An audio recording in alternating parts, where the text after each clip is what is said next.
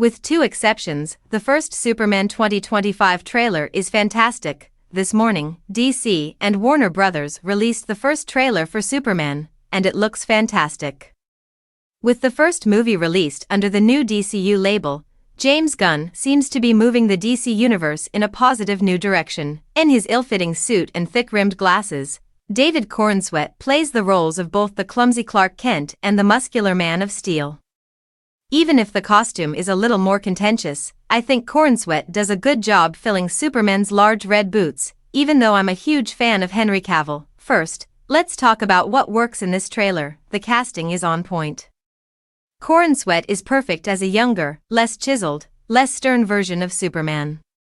Again, Cavill was great in the role, but he, like everyone else in the Snyderverse, was brought down by Zack Snyder's dark filmmaking. Rachel Brosnahan is a marvelous choice for Lois Lane. I love Amy Adams, but she never quite fit the part.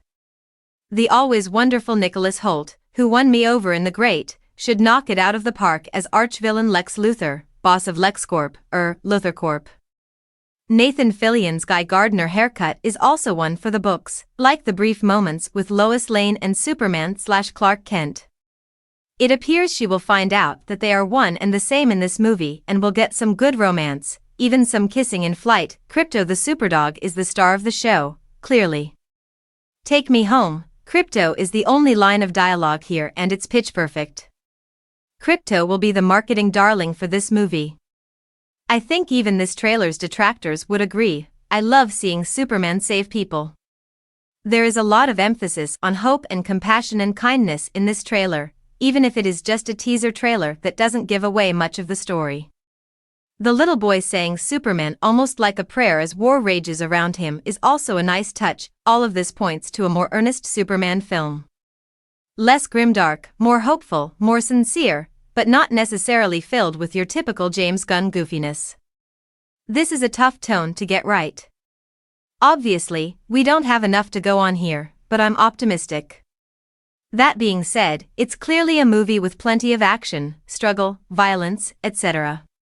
This is, if anything, darker than I expected. The soundtrack really evokes the old John Williams score. I dig the electric guitar/orchestral hybrid they have going on. There are two things I'm not a big fan of in the trailer. One has me worried, the other I just plain don't like. I'm worried about the sheer number of characters, and in particular super characters, that we're introduced to in this teaser. I'm not sure we should have a big ensemble in the first DC reboot, which I would hope focuses more neatly on Superman and Lex Luthor. But we have Guy Gardner here, some kind of kaiju, Hawkgirl and more, and that's without seeing Supergirl.